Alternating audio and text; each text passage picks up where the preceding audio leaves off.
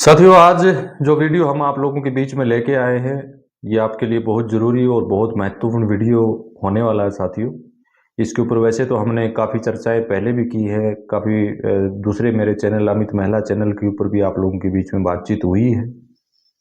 और आज से पहले जो है इसके बारे में यही बताया गया है कि आप ऐसा ना करें। अगर ऐसा आप करते हैं तो किसी का बेनिफिट आपको नहीं मिलेगा, बल्कि आपको नुकसान होगा। बार बार वीडियो बना के डालने का काम हमने आप लोगों के बीच में किया, लेकिन हमारे बीच में जो काफ़ी सालों से, जब से माननीय चंद्रा जी हमारे वेस्ट डिकम्पोजर लेके आए थे, तो तब से वो लोग हमारे बीच में एक्टिव है। और मैं कुछ को तो मैं जानता भी हूँ वैसे तो, और नाम किसी का लेना गलत है। वो खुद समझ जाएंगे कि वीडियो के माध्यम से कि उनको ऐसा नहीं बोलना चाहिए था। वो तब भी ये बातें कर रहे थे हमारे बीच में कि जो वेस्ट डिकम्पोजर माननीय चंद्रा जी का अगर आप यूज़ करते हैं खेत में, तो इससे कार्बन डाइऑक्साइड गैस बढ़ जाएगी, आपका खेत खराब हो जाएंगे, आपके खेत में फंगस आ जाएगी। पता नहीं किस किस तरह की बातें जो हम उन लोगों ने फैलाने का काम किया। और आज भी जब हम किसी टॉपिक को लेके या कोई भी जैसा हमारा उत्पाद, नया उत्पाद लेके माननीय चंद्रा जी पहले आए और आते हैं या उसके बारे में चर्चाएं होती है, तो वो पुण्य एक्टिव हो जाते हैं। उनको पता नहीं कितनी बड़ी सर्दी लगती है, उनके पेट में कितना बड़ा दर्द होता है कि उनको वो बर्दाश्त नहीं होता है कि सही जानकारी अगर फार्मर तक पहुंचे तो फार्मर को इससे कोई लाभ ना हो जाए, या कोई फार्मर अपना जो इन उत्पादों के उपयोग करने से, यानी जो उनको फायदा होना चाहिए वो फायदा ना वो ले पाए। ऐसा वो कुछ कोई भी किसी भी तरह का प्रोपगंडा जो है वो तैयार करते हैं। तो आज उन्हीं का पर्दाफाश हम करेंगे यहाँ पर इस वीडियो के माध्यम से। और मैं साइंटिफिक रीजन ही दूंगा आज आपको मैं इस वीडियो में, क्योंकि आज से पहले हमने केवल बोला है कि नहीं करना है, लेकिन क्यों नहीं करना है आज उसी विषय में प्रकाश डालेंगे। और मैं इस विषय पर गहराई तक जाने का मौका जो हमें दिया, उसके लिए मैं हमारे किसान साथियों का बहुत धन्यवाद का पात्र हूँ कि अगर वो ये चीज़ में हमें नहीं बताते या वो हमसे जुड़े हुए नहीं होते, तो शायद क्या पता हमें आज इन बातों का पता नहीं होता।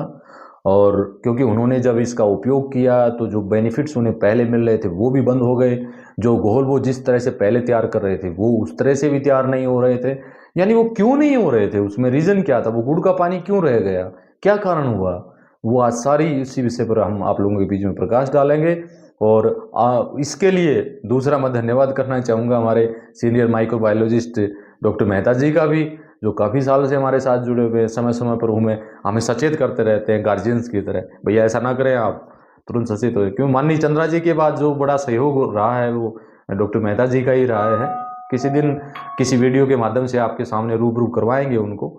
तो साथियों, आज जो सबसे बड़ा प्रकाश हम यहाँ डालने जा रहे हैं कि हमारा इको फंगी बेवर बेसनिया जो उत्पाद है, उसका यूज हमें किसी के साथ उपयोग खेत में क्यों नहीं करना चाहिए। यानी वो लोग तो मल्टीप्लाई की बात कर रहे हैं, मैं ये कहता हूं मल्टीप्लाई तो बहुत दूर की बात है साथियों। मैं ये कह रहा हूं कि मल्टीप्लाई करना तो बहुत दूर की बात है, आप जो है उसका उपयोग ही नहीं कर सकते अपने खेत में। मल्टीप्लाई करना तो ये मानो आसमान और जमीन का फर्क है। मल्टीप्लाई करना तो बहुत आगे की बातें हैं, आप उसका साथ में उपयोग ही नहीं कर सकते हैं। तो मैं सभी साथियों से नमस्कार, और मैं अमित महिला डीकेसी फार्मिंग अमित महिला यूट्यूब चैनल के ऊपर आपका हार्दिक स्वागत है। और जो साथी नए हमारे बीच में आए हैं वो चैनल को सब्सक्राइब करके बेल आइकन घंटी को अवश्य दबाएं, ताकि आने वाली कोई भी ऐसी जानकारी जो आपसे ना छूटे, जिसके बारे में आपको जानकारी ना हो, ऐसी वीडियो लेके हर बार हम आप लोगों के बीच में हाजिर होते हैं। तो चैनल को सब्सक्राइब करके बेल आइकन घंटी को अवश्य दबा लें। तो साथियों, इको फंगी बी क्या है, बेवर बेसिनिया इको फंगी बी डीकेसी है क्या, ये हमारी सभी साथी जानते हैं। ये हमारा कीटनाशक फफूंद है, सबको पता है। कीट को ये संक्रमित करता है, कीट को मारने का काम करता है। लेकिन अगर वैज्ञानिक रूप से अगर हम इसके बारे में बातचीत करें, तो ये कीटनाशक फफूंद जो है अपना बचाव भी सबसे पहले करता है। बचाव का मतलब यानी अपनी प्रभुत्व के लिए और अपने बचाव के लिए। ये क्या करता है, कीट पर जो आक्रमण करता है वो क्या किस प्रकार आक्रमण करता है, ये उसके शरीर में प्रविष्ट होता है और शरीर में प्रविष्ट होके ये जो टॉक्सिस जो छोड़ता है, यानी उसमें एंटी फंगल भी होते हैं, एंटी बैक्टीरियल भी होते हैं, और टॉक्सिस के कुछ और भी नाम हैं जो मैं मेरे जो आखिरी वीडियो मैं इसके ऊपर बनाऊंगा उसमें उसका लेख भी दूंगा पूरा, मैं माइक्रोबायोलॉजिस्ट के द्वारा जो शोध किए गए हैं वो भी मैं उसमें डालूंगा, उससे आपको और भी सरलता आ जाएगी। तो वो टॉक्सिस जो छोड़ता है वो टॉक्सिस अपने बचाव और अपने प्रभुत्व के लिए छोड़ता है, और फिर वो होता क्या है, वो उस कीट को खत्म करता है। तो ये सूक्ष्म जीव जितने भी हमारे जमीन में हैं ये उनका दुश्मन भी होता है, ये भी मैं आपको बता दूं, जो शोध में जो बताया गया ये उनका दुश्मन भी होता है। ये उनकी कोशिकाओं को तुरंत नष्ट करने का काम करता है, और सबसे बड़ा जो इसमें ये साइड इफेक्ट जो हमें देता है, ये हमारे जितने भी फंगस हैं और बैक्टीरिया हैं उनकी सीपीयू वैल्यू बिल्कुल गिरा देता है, यानी सीपीयू वैल्यू को सबसे ज्यादा प्रभावित करता है।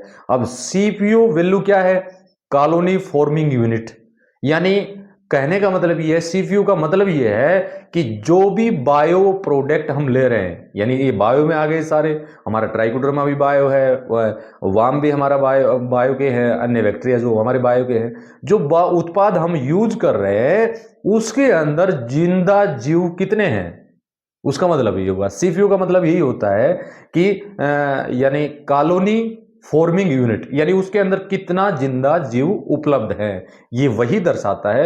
आपने देखा होगा बार बार लिखा आता है कि इसकी सीपीयू वैल्यू इतनी है, फलाने की इतनी है। उसका सबसे बड़ा रीजन ये है, सबसे पहले जो है बेवर बेसिनिया अपनी सीपीयू वैल्यू तो घटाता ही है। वो क्यों घटाता है, वो स्ट्रेस में आ जाता है, तनाव में आने की वजह से जो है वो अपनी भी सीपीयू वैल्यू घटा देता है।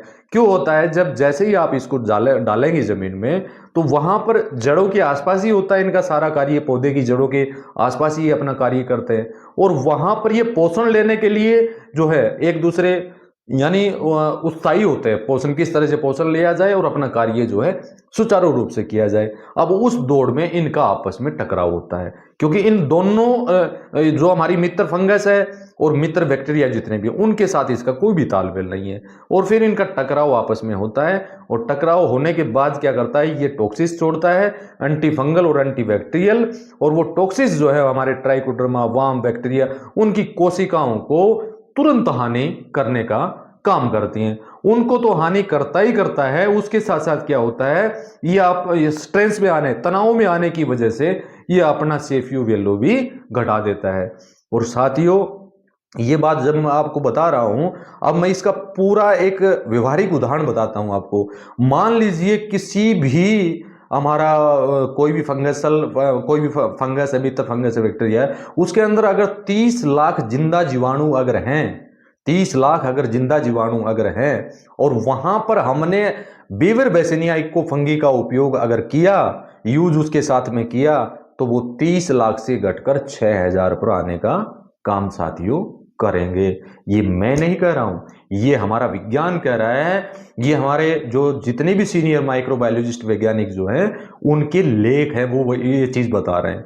यानी कितना उसमें हानि हुआ, कितना उसमें डाउन आया, फिर क्या होगा, यानी सीपीयू वैल्यू ही अगर किसी की घट जाएगी तो वो केवल टू केवल साथियों एक गुड़ का पानी पीछे शेष रह जाएगा।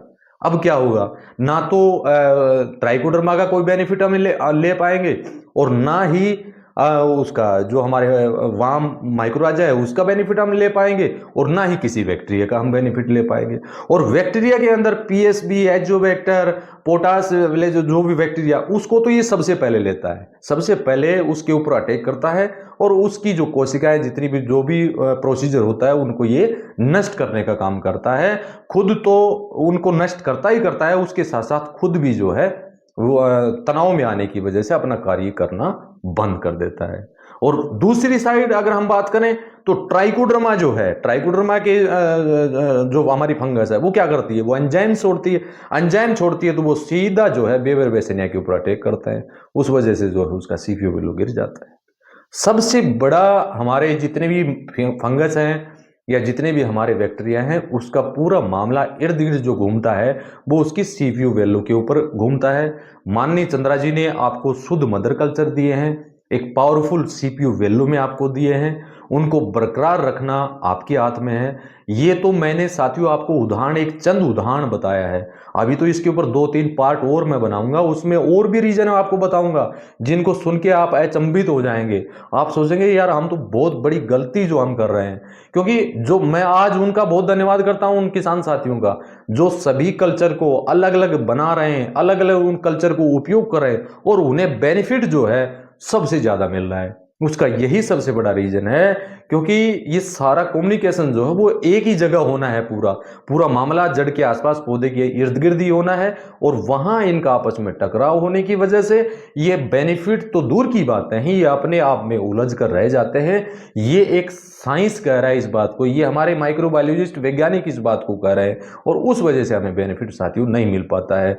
और मैं धन्यवाद करना चाहूँ महिपाल जी आपका कि अगर आप मेरा वीडियो देख रहे हैं तो आप बिल्कुल सही कह रहे थे। जब आपका गोल काला पड़ा आपके साथ ये हुआ, और वो धन्यवाद, आप हमारे 7 साल से आप हमारे साथ जुड़े हुए हैं। और उन्होंने महिपाल जी की जो मैं चर्चाएं इस वीडियो में कर रहा हूं, उन्होंने क्या किया, ऐसा जब उनके साथ हुआ तो उन्होंने एक एक तस्वीर मेरे सामने शेयर की, बताया कि ऐसा ऐसा हुआ जी, आज से पहले हमारे साथ कभी हुआ ही नहीं था। यानी जब से बेवर बेसिनिया उसमें डाला पूरा होल सिस्टम बदल गया। उसके बेनिफिट तो बहुत दूर की बात, जो हमें फायदे पहले मिल रहे थे उनमें भी रुकावट जो हुई। सबसे बड़ा रीजन यही है कि बेवर बेसिनिया के द्वारा जो द्रव छोड़ा जाता है, टॉक्सिन छोड़ा जाता है, एंटी फंगल एंटी बैक्टीरियल जो छोड़ा जाता है, उस वजह से हमारे ट्राइकोडर्मा वाम मित्र फंगस मित्र बैक्टीरिया की जो कोशिकाएं नष्ट हो रही हैं उसका CPU वैल्यू घट रहा है और उस वजह से किसी का बेनिफिट हमें नहीं मिल रहा, ना ट्राइकोडर्मा का मिल रहा है और ना वाम का और ना ही हमारे बेवर बेसिनिया का उपयोग जो हम सही ढंग से कर पा रहे हैं। इसीलिए मैंने पहले वीडियो में आप लोगों के बीच में चर्चाएं की थी कि आप इक्को फंगी को छिड़काव में यूज करें और अन्य उत्पाद को पानी के साथ चलाइए और 15 दिन 10 दिन 15 दिन का भी गैप क्यों डालना चाहिए। देखो मैंने वीडियो में आपको बताया था कि आपको 10 से 15 दिन का उसमें गैप होना चाहिए। उसका रीजन भी मैं अगले वीडियो में क्लियर करूंगा, क्या रीजन है, क्यों वो गैप देना चाहिए, वो भी मैं आप लोगों को बताऊंगा। लेकिन वीडियो को पूरा आप सुने, पूरा ध्यान से देखें। तो आज का जो हमारा मुख्य टॉपिक था वो यही था कि उसकी CPU वैल्यू तुरंत प्रभाव से घट रही है साथियों। अब इसमें मैंने जो चर्चाएं की हमारे डॉक्टर साहब मेहता जी से, तो उनसे मैंने ये भी पूछा इस बारे में कि सर ये तो उपयोग करने से इतना भयंकर परिणाम, इतना भयंकर दुष्प्रभाव हमें मिल रहा है, अगर हम इसको मिला लें, अगर इस कल्चर को हम मिला लें, कल्चर को सभी को अगर एक जगह इकट्ठा, यानी बनने के बाद एक जगह अगर इकट्ठा कर लें तो 30 मिनट में, मात्र 30 मिनट में क्या होगा कि उनकी CPU वैल्यू जो है 70 से 80% नीचे गिर जाएगी। तो वहां बेनिफिट कहां हुआ, फायदे के बजाय हमें नुकसान हुआ साथियों। तो इसीलिए मैं आपको बार बार पहले भी कहता था कि इको फंगी का जो उपयोग आप जब भी करें, अलग करें, सेपरेट करें और उसका अच्छा फायदा आप उठाएं। हमारा केवल टू केवल आपको प्रोडक्ट देने का तात्पर्य नहीं है साथियों, केवल उत्पाद आप तक भेजने का दायित्व नहीं बनता है हमारा। हम जो उत्पाद आपको भेज रहे हैं, जो माननीय चंद्रा जी के द्वारा बनाए गए हैं, इतने फायदेमंद कल्चर आप लोगों को दिए गए हैं, उनका सही उपयोग करने का तरीका साथियों सीखने का प्रयास करें ताकि उनके बेनिफिट आपको मिल पाए और ताकि उस घोल को दोबारा या उन मदर कल्चर को आपको दोबारा लेने की साथियों आवश्यकता ना पड़े। आने वाले समय में, आने वाले वीडियो में हम जो हमारे शोध हुए उसके बारे में चर्चाएं करेंगे और 3-4 रीजन और क्या हैं जिस वजह से जो है हमें इक्को फंगी का उपयोग हमारे अन्य फंगस बैक्टीरिया के साथ नहीं करना चाहिए, उसके ऊपर भी विस्तार से बताएंगे। और 10 और 15 दिन का गैप हमें क्यों रखना चाहिए वो भी आने वाले वीडियो में साथियों चर्चाएं करेंगे। लेकिन अब के लिए आपके लिए एक ही मेरा सुझाव है कि इक्को फंगी अब भी अगर आप किसी के साथ यूज कर रहे हैं तो तुरंत साथियों बंद कर दीजिए। अगर आप इक्को फंगी को किसी अन्य कल्चर के साथ डाल चुके हैं तो आप उनको तुरंत चेंज करके नया बना लीजिए, क्योंकि वो केवल टू केवल गुड़ का पानी जो है आप अपने खेत में डालने का काम साथियों कर रहे हैं, उसका कोई भी बेनिफिट आपको नहीं मिलेगा। वैसे तो ये वीडियो माननीय चंद्रा जी बनाते अगर वो हमारे बीच में होते, क्योंकि ये समस्याएं जो आज हमारे सामने आई, हमने इस पर इतनी गहनता से कार्य किया, इसके अंदर तक जाने का प्रयास किया। माननीय चंद्रा जी वीडियो के माध्यम से ये सारी चीजें हमें क्लियर करते, लेकिन समय से पहले उनका हमारे बीच से जाना हुआ। बड़ा दुर्भाग्य है हमारा कि हमने एक ऐसे इंसान को और ऐसे हितैषी हमारे जो है किसानों की हितैषी योद्धा को हमने खोने का काम किया। डॉक्टर मेहता जी बार बार कहते हैं कि माननीय चंद्रा जी जैसा माइक्रोबायोलॉजिस्ट शायद हम भी नहीं हैं, वो अपने साथ ही उनका कंपेयर करते हैं और बहुत आदर करते हैं उनका बार बार। कभी आने वाले टाइम में उनसे आप लोगों को रूबरू भी करवाएंगे और समय समय के ऊपर हमें बहुत अच्छी जानकारियां वो हमें देते रहते हैं, तो उनके लिए उनका पुण्य हम धन्यवाद करते हैं। तो साथियों, मेरा लास्ट में यही निष्कर्ष है कि आप इकोफंगी बी का उपयोग जो है किसी भी हमारे मित्र फंगस मित्र बैक्टीरिया के साथ बिल्कुल ना करें, उनको अलग ही यूज करें, अच्छा बेनिफिट पाएं। और इसी के साथ नमस्कार, जय हिंद, जय भारत।